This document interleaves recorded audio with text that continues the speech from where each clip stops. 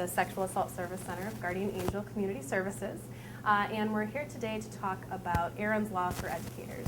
This is just general education, basically. The students will actually be receiving training on child sexual abuse prevention as well as teen dating violence.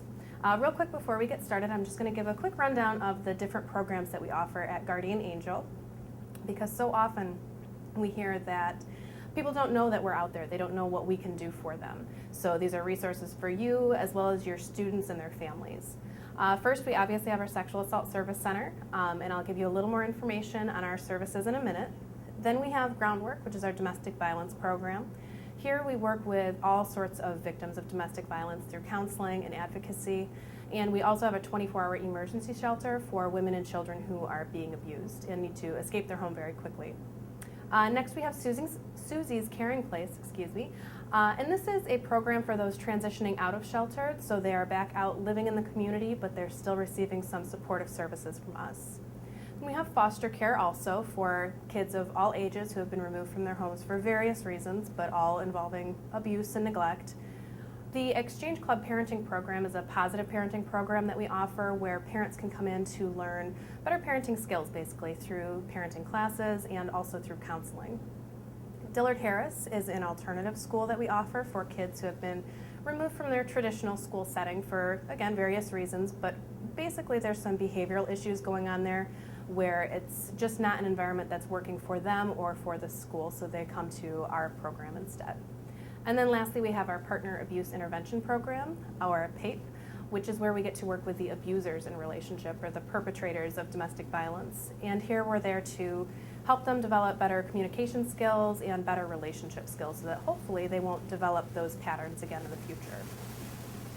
For the Sexual Assault Service Center, these are the services that we have available. One of the most important ones is our 24-hour hotline, and I'll have that number up later on in the presentation, but 24 hours a day, 7 days a week. If anybody has any sort of issues or questions related to sexual violence, they can call this number, and an advocate is always on call who can talk with them, give them emotional support, information about our services, or even referrals to other places if maybe our services aren't quite what they're looking for. Then we have advocacy. Medical advocacy is where we work with 7 area hospitals, and we can be called out there anytime, day or night, whenever somebody reports to one of those emergency rooms saying that they have been either sexually abused or sexually assaulted.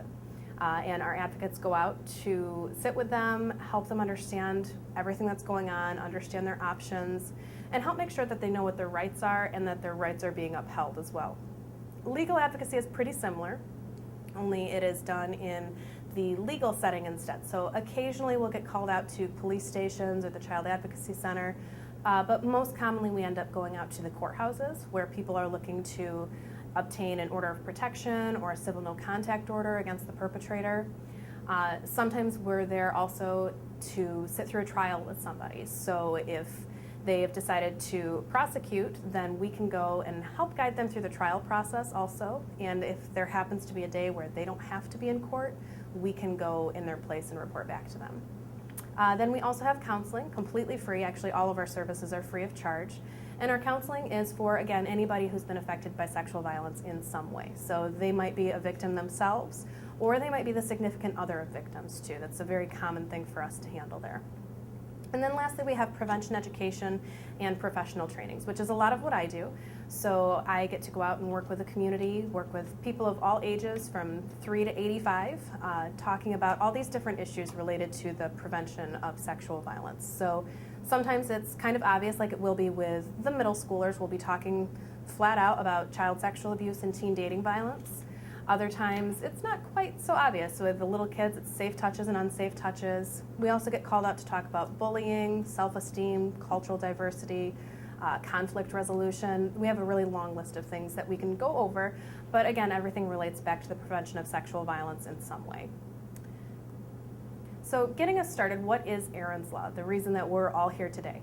Erin's Law is an Illinois law that requires that all public schools for grades pre-K all the way through 12th grade provide some sort of child sexual abuse prevention education for their students.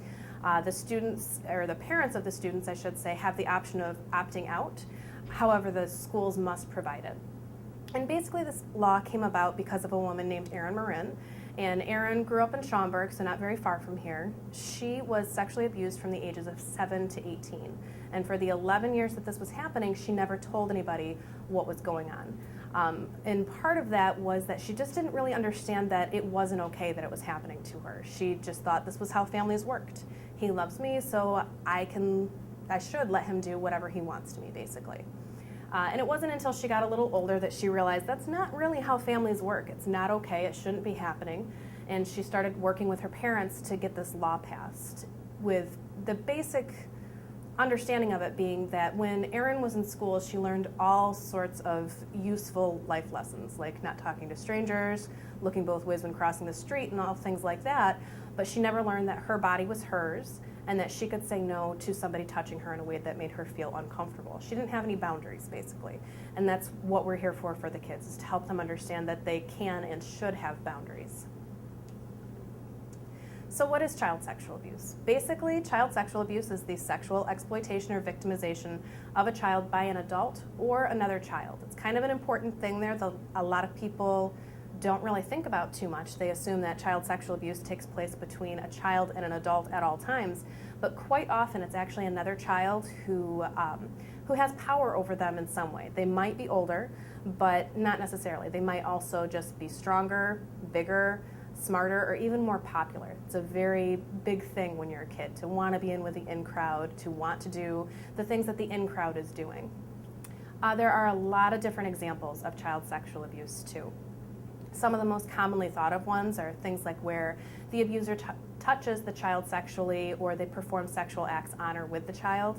Those actually aren't as common as some people might think they are. And the reason for that is, unfortunately, sometimes these abusers are pretty smart, and they know that if they touch that child, if they perform sexual acts on the child, they're likely to leave evidence behind, which means that they're more likely to get caught. Other things that might be a little more common are like if the child is forced to touch the abuser in some way, the abuser exposing themselves to a child, that's also quite common. Excuse me. Forcing a child to watch pornography also is a form of child sexual abuse. And the reason for that is because it is just expanding that child's mind beyond what they should even be able to comprehend at that age. It's not something that they should be exposed to. Then we also see things like watching a child undress or bathe. And here, we always like to emphasize that, if a parent is helping their kid in the bathtub, that does not make them a sex offender by any stretch of the imagination.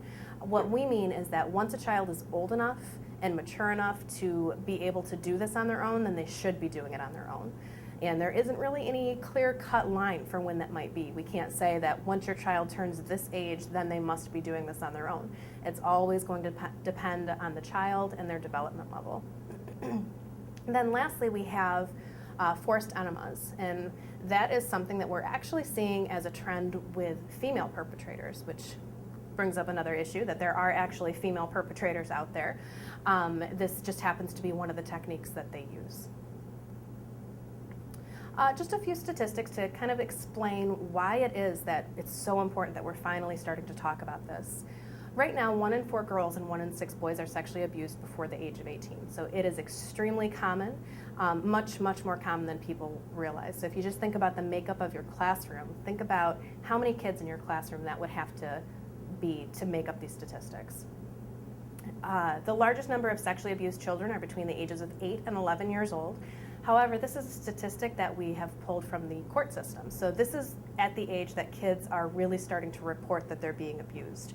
Typically, though, when a child is sexually abused, the abuse often starts around the age of 3, which is why we're really trying to even get in and work with the younger kids to help them understand that people should not be touching them in ways that make them feel uncomfortable. Also, children with disabilities are 4 times more likely to be abused than those without, and this is something that stays true throughout the life course also. So even into adulthood, this is happening. And there's a few reasons for this. Number one, sometimes children with disabilities are very reliant on one caregiver in particular. They don't have a lot of other people who they interact with. So if that one caregiver is abusing them, it becomes difficult for them to have another person who they can disclose to. Also, depending on the disability, sometimes there are communication issues. So maybe this child has a hard time communicating what's happening to them, so that in a way that people could understand them easily. Other times, they are saying flat out, this is what's happening to me, this is who's doing it, but because of their disability, other people misinterpret what's going on, or in a way, they choose to ignore it, and they kind of brush it under the rug with the idea that, oh, they can't understand what's happening to them. They're just misunderstanding the situation. Also, once a child has been abused, they're at an increased risk of being abused again. And this is really for those kids who are abused and never get the help that they need. They never learn that it wasn't okay for somebody to do that to them, that they deserve better, that they can say no, and it's a good thing to have boundaries. That's where we see this happening. Just a few more. It's estimated that only 1 in 10 victims of child sexual abuse ever disclose their abuse. So unfortunately, it is very common for people to never tell a soul about what's going on. So they aren't getting the help that they need. And that's part of why we're talking with the kids, so that they understand that it is okay to talk about this. It's a good thing to let somebody know what's going on. Next, over 90% of victims know who their perpetrator is. So that's a very important one. We get a lot of questions about stranger danger and why it is that we have to talk about this when we're already talking about stranger danger. It isn't the strangers who are sexually abusing our kids. It's usually somebody the child knows, they're very close to them, they care about them, and they really trust this person.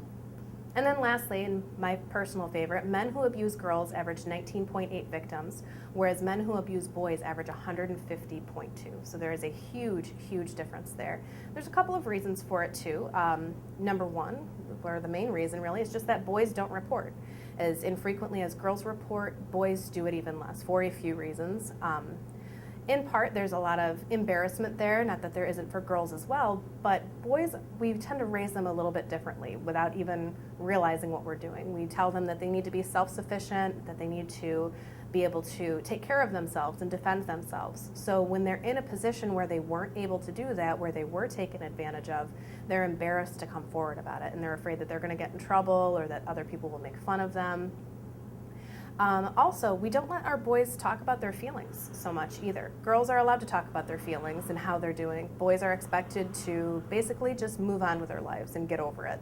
So they don't come forward about these things then either. And then lastly, we have issues of homophobia, where some boys start to think, well, does this mean I'm gay? And I was raised to think that being gay is a bad thing, so I can't talk about this then. Or even if they understand that being abused by a man does not mean that they're gay, they might be afraid that other people are going to assume they are. And again, they just are afraid, they're embarrassed, and they don't want to talk about it. As far as the perpetrators go, I did mention earlier that it can be absolutely anybody, including females. Most of the time, it is a male perpetrator, though. And it's actually fathers, stepfathers, and father figures who are the most common, and girls who live in a home where mom has her live-in boyfriend are the most at risk, by far the most at risk of being sexually abused. And the reason for this is because these perpetrators will often look for a single mother, they will target a single mother in order to gain access to their kids. So they will kind of put up this whole front and have this fake life and pretend to be in this deep, committed relationship, but in reality, they're only looking for access to that mother's children. And again, just the issues with stranger danger. Yes, it can be a stranger, but more than 90% of the time, it's going to be somebody the child knows very well. So this whole sexual abuse process begins with grooming. And when we say grooming, it's basically just the way that a perpetrator will very carefully select and prepare a child to be victimized by them. And they do this in a few different ways. Sometimes they lie to them, they bribe them, they might force them. Manipulation is one of the biggest things that they do, though. They really get inside that child's mind and mess with their way of thinking and trick them into believing something they wouldn't normally believe, into doing something they wouldn't normally do. They're very good at this, and they are also very patient. This is not a process that takes place overnight. It can take weeks, months, even years for a perpetrator to feel like they have fully gained the trust of the child. And also, perpetrators won't just work to gain the trust of the child, but also of the parent or guardian. And again, similar to a single mother being targeted, this is to gain access to the kids. So they might compliment them and flatter them in some way. One example being like having a child who the coach wants them to stay late after practice, and they tell the parent, oh, you know, Jimmy is just doing so great at baseball. I just know if I had a little more practice time with him, I could really make him a star. He's just such a great kid. He's so wonderful to be around. So after practice, why don't you leave him here with me for another hour or so? They've built up the trust of the parent by flattering them and complimenting their child, and then in that way they're also gaining access to the child too. And again, there are other ways, like similar to strangers, internet predators. It's not nearly as common as some other things, but internet predators are in actual danger. It does happen all over the place, even in good neighborhoods, even in small communities. There are internet predators out there. Some of the tactics that perpetrators will use for the grooming process are things like compliments and flattery, which is especially important if you have a child who has low self-esteem. So if a child does not feel good about themselves and then somebody comes in telling them how wonderful they are, how smart they are, how talented and how beautiful, yeah, they're probably going to want to do whatever that person tells them to do. Similarly, when we see offers of friendship and protection, this is especially important for kids who are being bullied, or even kids who are living in unstable homes or violent homes. They need to feel like they have somebody they can go to for help. They have somebody who can protect them. So if this person is offering that for them, they're probably going to take advantage of that opportunity. Quite often, groomers will treat the child as older than they are, and this actually serves two purposes. Number one, it prepares them to be victimized by them. They're building them up. They might start off slow with things like, yeah, you can smoke with me, you can have a drink with me, you can experiment with drugs with me, and do all these other things that kids your age shouldn't be doing. And then when it comes time for them to actually sexually abuse the child, they can use that to their advantage and say, well, I know none of your friends are doing this, but none of your friends are doing those other things either. You're just so much more mature, so much more grown up. I bet you can do this with me too. And then on top of that, after they've sexually abused the child, then it gives them the chance to kind of make that child feel like they have to keep that a secret, because they can say something like, well, if you tell anybody about what I did, I'm probably going to have to tell them about all these things that you've been doing too, and you're going to get in trouble for that, so you should probably just keep this between the two of us. It's a very tricky thing to do, but unfortunately it works. They often might initiate the abuse by playing games too, and these games could seem totally harmless, things like Twister and tickling games and all sorts of things like that, but ultimately there are some other games that are just completely inappropriate for them to be playing with the kids anyway. Things like spin the bottle, truth or dare, strip poker, all sorts of stuff like that, and it's just preparing the kids to be victimized again. They'll often use intimidation, making them feel like they have to do this for some reason, and they always emphasize secrecy, because it doesn't matter if they're able to sexually abuse a child if that child is then going to go tell their trusted adults the way we always suggest that they do. They need to know that that child is going to keep the secret for them. These are some of the indicators of child sexual abuse. Now, these ones are the physical signs, and I always include these for your own personal use, really, but these aren't things that you're going to see in your students. Things like STDs in a child, pregnancy at an early age, genital injuries, blood in their underwear, stuff like that, very common, very obvious, but again, you're not really going to see those in your students. Frequent UTIs is another issue that we see coming up. And I just like to emphasize that with this one, that just because a child frequently has UTIs, it doesn't necessarily mean that they're being sexually abused. Some kids are really just prone to them, especially little girls, but it is one of those big red flags that we're trained to look for. Then moving on to the behavioral indicators. Now these are things that we would be able to see in students. So sexual knowledge that's not age appropriate, along with sexualized play and language. So things that are continually coming up in class where the child just seems to know a little bit too much about a certain topic, or they keep trying to switch the topic over to be talking about sex or some sort of sexual thing going on.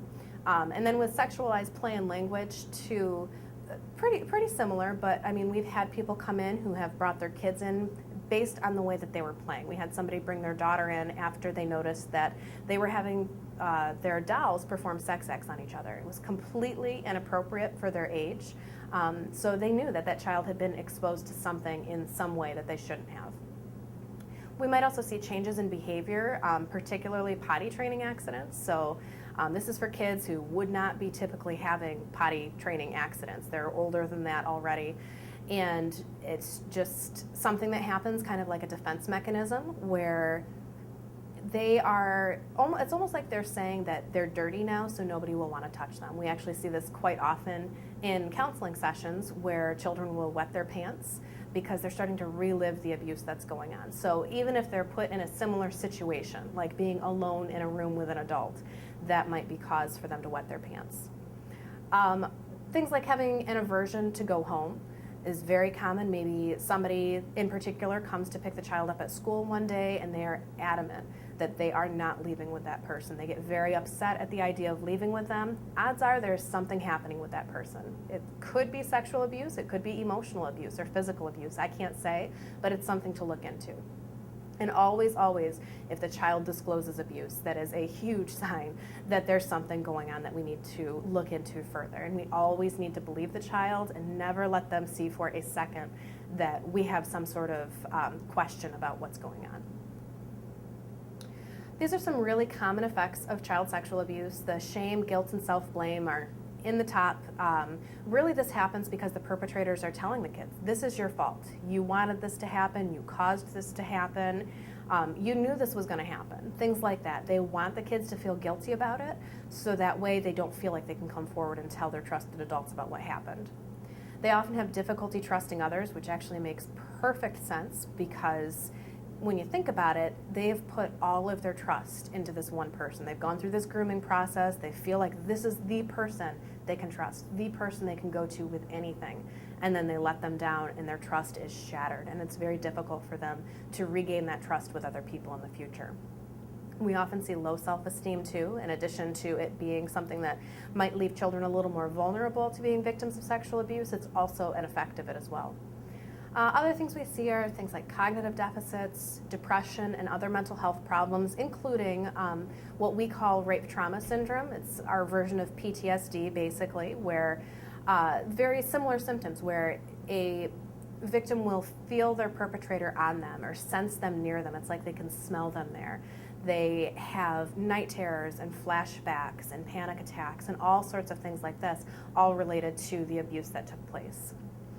Something that you would really notice in your students is poor school performance. And this is a sudden change too. So maybe you have a student who's doing very, very well in school. They always had their assignments done on time. They always participated in class. They were always in class for starters. And now that just changes. They don't show up anymore. When they are there, they're not participating. They're not getting their assignments done. And the quality of work has really, really suffered. That is a sign that there's something going on in that child's life. Again, I can't say that yes, it is always going to be child sexual abuse, but it's still something to look into. Re-victimization is another issue that comes up where sometimes, it has a couple of different meanings. Number one, when a child is sexually abused and then abused again and again and again, but also we see issues where a child is sexually abused and then they then become a perpetrator on their own without even really realizing what's going on. So we're not talking about a child is sexually abused and they grow up to be a sexual abuser or a perpetrator, but there really isn't that link there that people think there is. What we see is even as a child, they will sexually abuse another child, not really understanding that what they're doing is not okay. We do see them developing unhealthy relationships in the future, and this is really, again, for those kids who don't get the help that they need. They're not understanding that it was not okay that this happened to you. It's not okay that this person treated you like that and that you do deserve better. And then finally, as some coping mechanisms, we often see things like self-harm and substance abuse. Self-harm we've actually seen in kids as young as 6, so it is something to look for even if you're working with younger kids. It is still a coping mechanism that's in use. And then finally, suicide. Unfortunately, we do see kids who have committed suicide as a result of the abuse that they have gone through and the fact that they just didn't get the help for it. For males now for male victims in particular, these are some of the effects that we often see. There's increased aggression, antisocial behavior, and then also later on in life, we do see some associations between being a victim of child sexual abuse and some criminal activity that takes place Some studies have shown that actual male victims of child sexual abuse are twice as likely to commit violent crimes as adults. Now, for females, and I don't have a slide for this one, I apologize for that, but one thing I would like to add in there for our female victims in particular, especially adolescent girls, one way that they tend to cope with child sexual abuse is to get involved in some risky sexual behavior. So basically promiscuity, where it seems a little bit confusing for a lot of people, meaning like she has been sexually abused, it seems like the last thing that she would be interested in would be sex, but in a way it actually makes a lot of sense. It's like she's saying, I'm having sex with all of these people, but I am choosing each and every person, and nobody's telling me what I can and can't do, nobody's doing anything to me that I don't want them to do. I'm taking control of my body, and it actually makes a lot of sense when you think of it like that. Now, for preventing child sexual abuse, there's a lot of things. Now, these are some of the things that we can do to help prevent child sexual abuse. I always emphasize open communication with everybody involved, with the students, teachers, and the parents. It's so important that the kids know that they have somebody who they can go to when they're scared or confused about something, or if they're being hurt. They need to know who they can talk to about that. We also emphasize the importance of using proper terms for body parts. So not just the euphemisms. I know a lot of people get embarrassed by this and they don't want to talk about it, but when you let your kids use the proper terms, it's allowing them to take ownership of their bodies and to understand that there is nothing to be ashamed of, which helps with their self-esteem a little bit too. But also then unfortunately, if there ever comes a time where they do need to disclose that something has happened to them, it makes it a little bit easier for them to do so. So people can understand what they're actually saying.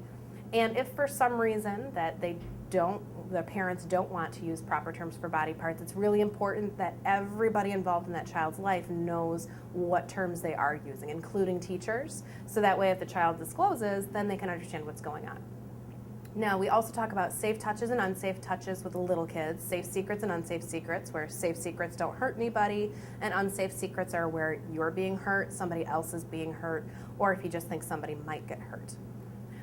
We also really need to focus on raising the child's self-esteem too, making them feel good about themselves. So helping them find something that they enjoy, find something that they're good at, and that way they won't be as susceptible to those compliments and flattery that are offered by perpetrators throughout the grooming process. Also, respecting children's boundaries. It's a simple thing, or it sounds kind of silly in some ways, but letting kids know, even from a very young age, that if you don't like the way somebody is touching you, you say something about it, and you don't have to let it happen. So kids go to grandma's house, and grandma wants to give them a big old kiss on the lips, and it's making your kids feel a little bit squeamish. Do they really have to do this? Or maybe could they blow grandma a kiss, or give her a hug instead? Again, just respecting their boundaries, even with little things like that. And then always, always, I say, trust your gut. Go with your intuition. A lot of times I think we know what's going on in some way and we just kind of ignore it. It's like we've taught ourselves that we can't trust our gut. We need to be nice and give people second chances, give people the benefit of the doubt. But I always say, when it comes to protecting kids, whether they're our own or the kids who are in our care in some way, we need to trust our gut. All of that other stuff goes out the window. These are some of the books that we recommend for preventing child sexual abuse, and these are with the younger kids, but some parts are not for sharing. Those are my private parts, and Your Body Belongs to You are three of the big ones. Some parts are not for sharing is actually what we're using with pre-K and kindergarten. There's another one we use for 1st through 5th grade called Some Secrets Should Never Be Kept. And there are many other books too, even going on to be older, in the older grades like junior high. Just simple ways of introducing the fact that your body is yours and nobody should be touching you in a way that you don't like. There are a lot of reasons that kids don't tell about the abuse. In part, it's that they just don't know what's wrong. This is what happened in Erin's case. They're often told that it is actually okay. The abusers are saying, this is normal, this is what happens, this is how families behave. And in some situations, it might feel good for them too. And this is where people get a little bit squeamish, but it actually makes sense. You can't help the way your body responds to being touched in a certain way. So in some ways, these unsafe touches might feel good for a child. So that can be very confusing for them. They often feel it's their fault because they're being told it's their fault. They don't know who or how to tell, which is why we talk so much about how important it is to have that open communication. They often love and care for their perpetrator, and they're afraid of getting them hurt. They're afraid of getting them in trouble. Sometimes they're threatened by their perpetrator. They're told things as innocent as, I won't like you anymore if you tell, to as harsh and hurtful as, I'll kill your family if you tell anybody about what happened. And very often they fear they won't be believed, which is why it is so important that we do believe them, that we don't let them see for a second that we're questioning what they're telling us. So if you do suspect child sexual abuse, whether it's that the child has come to you and told you that there's something going on, or even if you just have that gut feeling, there's something wrong with this situation, maybe you've noticed some of those other behavioral indicators, talk to the child directly, and this is something to go over with your school to figure out your exact protocol with this.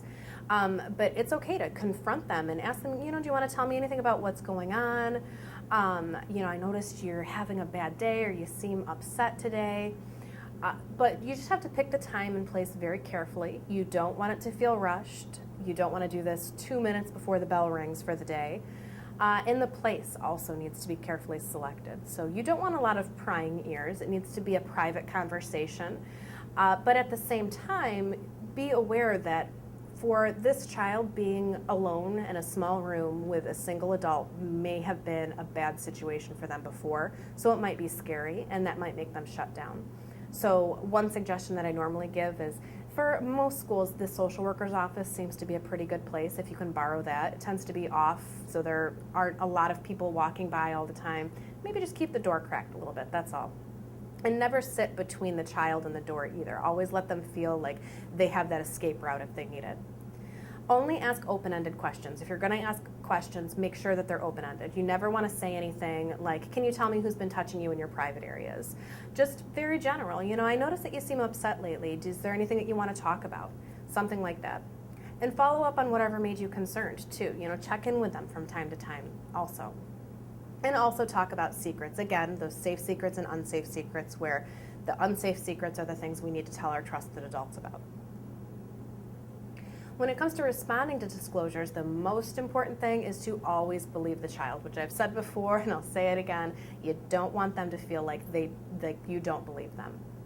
Reassure them that they did the right thing by telling, and remind them that it is not their fault, because very often they're afraid that it is their fault, and they're afraid that they're doing a bad thing by coming to talk to you about it. Very importantly also, don't make promises you can't keep. This is kind of a heavy thing to bear, but you want to make sure that you remain a person that they can trust. As much as I want to tell a child when they tell me what's happening, I want to be able to tell them this will never happen to you again, you will never see this person again. I can't say that because I don't know. They might go home to that person the next day, or maybe DCFS gets involved and that person is removed from the home. Well, I can't say that 2 months from now that person won't be back in the home living with them again. I don't have control over that, so I don't want to make a promise to them that I can't keep. You want to build that trust and confidentiality with them. And always report the abuse too. Remember that you are all mandated reporters, as educators, you all are. So if a child discloses to you, even if the school decides to have the social worker talk to the child instead of you talking to the child, you must make that report yourself to DCFS also. You and the social worker would both do your own separate reports. And explain to the child what happens next as best as you can. This is in an age-appropriate way. You don't need to scare them by, talking about DCFS or anything like that. Typically, what I would say is to just say something to them like, thank you so much for telling me what's going on. I'm so proud of you. It was so brave. I know this seems like a really scary thing, but you did the right thing. And please remember that it's not your fault. Nobody should have been touching you like this. And just so you know, pretty much everything that you tell me, it's just going to stay, for the most part, between the two of us. But in order to make sure that you stay safe, I am going to have to tell a couple of other people about what's going on so that they can help keep you safe too. That way, number one, you are building that trust with them, you're reassuring them and all of that, but also you're letting them know that there is a next step. So that way they don't feel like, great, they came forward, it was a really difficult thing for them to do, and now nothing's going to happen. They need to know that something will happen from here. And also with responding to disclosures, again, kind of a heavy thing to deal with, but just remember that your reaction to their disclosure really can impact the way they heal from the abuse. We have to be careful to manage our tone of voice, what we say, our body language, our facial expressions. I will be perfectly honest, some of these things that we hear are absolutely gut-wrenching, but we can't let the kids see that it's affecting us that way. If we come across as being disgusted, they can read that as they think I'm disgusting. If we seem mad that somebody could do this to a child, that somebody could hurt them like this, they can read that as they're angry at me. If we come across as really sad or upset, it's I'm making them sad. They take this on themselves and start blaming themselves even more, and we don't want to have that happen. Now, when it comes to reporting child sexual abuse, like I said, always remember that all teachers are mandated reporters. Now, up here I have the hotline for DCFS and a list of the things that if you go on their website, they're going to say that you need in order to make a report. Name, date of birth, address, phone number, information on siblings, and the parent or guardian name. Now, while it is great if you do have all this information, don't be scared off if you're missing some of this. It is absolutely okay to call and make a report with much less. I have literally called with the child's name and the parent's phone number and nothing more. And they happened to have a file open for the child already, and they said, thanks, I'll add it to their file. It was helping them build their case, because you never know who else is involved in that child's life. You don't know who else has reported what, so any little bit of information can help them in some way. Now, when it comes to the police getting involved, there are times when this does have to happen, but always remember that police should not be interviewing kids, really, under any circumstances. If a child is a victim of some sort, they should be referred to the Child Advocacy Center in order to be interviewed there. Police can come in with the absolute best of intentions, with wanting to help this child, with wanting to stop this from happening again, but they're not trained to interview kids the way they are at the Child Advocacy Center. Again, coming in with good intentions, but you have two officers coming in with uniforms and a gun on their hip. It's not a very welcoming environment for that child. It can be very scary and it can make them shut down. And always remember too that a sexual assault service center advocate can come out to support the parents, but also you, the child, anybody else who is involved in the situation. It's a scary thing to deal with. And it could be a stressful thing to deal with, and that's why we're here, to give that emotional support and help guide you through the process. Always remember too that recanting is not uncommon, so this is where a child will come forward and say, this is what has happened to me, and then later on they'll take it back. Remember that children rarely lie about child sexual abuse, and in many situations they actually can't lie about it, especially for little kids. If they have the ability to even form that story in their mind, they've been exposed to something they shouldn't have been exposed to. But again, it is just not common at any point for somebody to lie about this, because it is so difficult to come forward, and it is an embarrassing thing to talk about. It's not something people want to make up.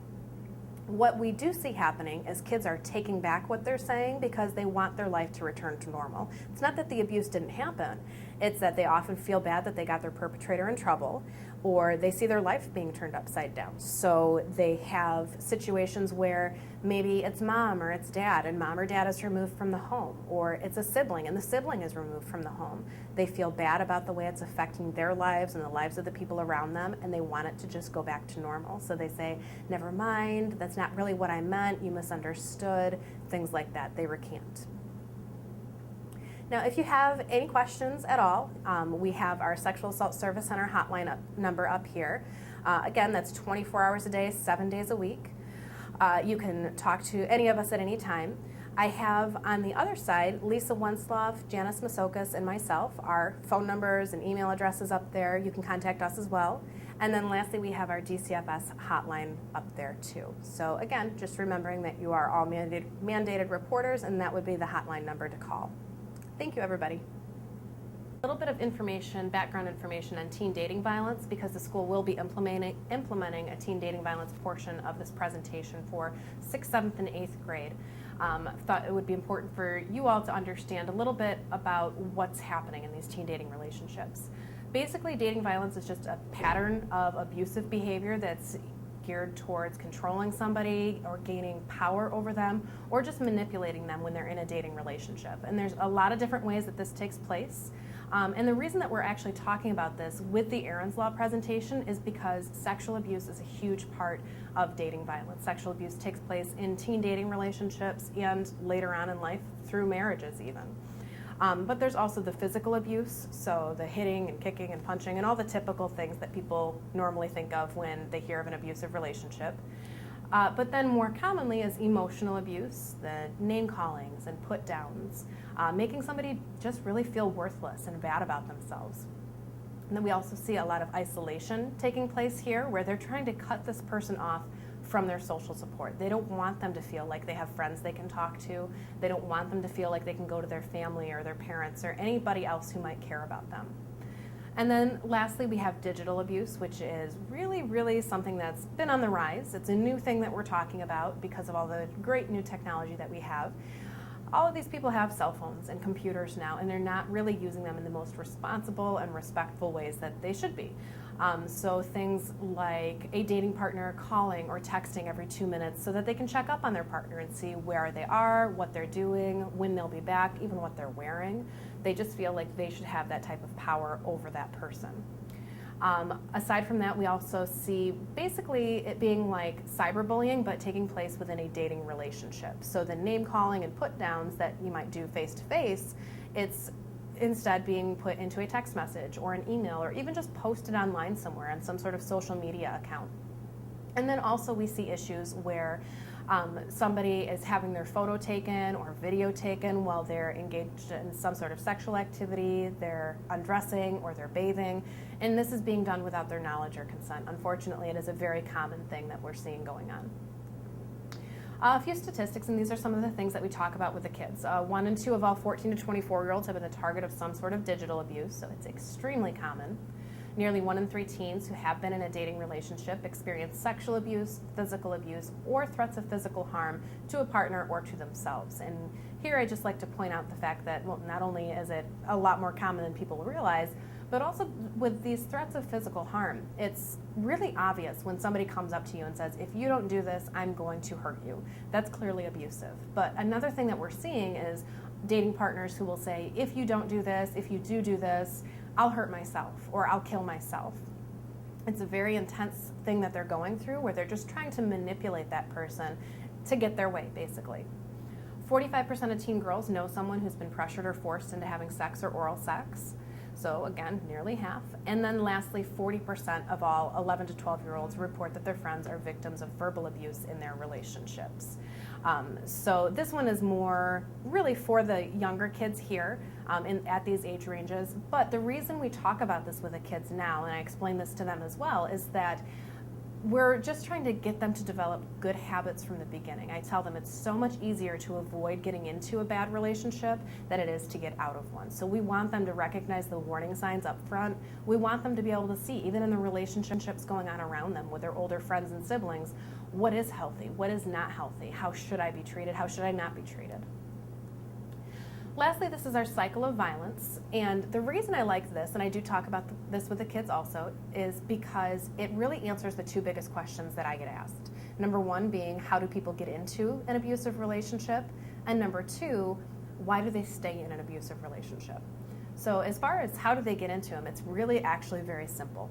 They don't start off as abusive. It starts off in the honeymoon phase where everything is going so well. It's all sunshine and rainbows. It's just such a wonderful experience for them to be in. But over time, that relationship changes and the tension starts to build so that it feels like one person is walking on eggshells all the time around their partner. They don't know what to do and they don't know what to say without setting their dating partner off in some way. They're kind of afraid of what's going to happen, that they're going to snap. A lot of emotional abuse starts to take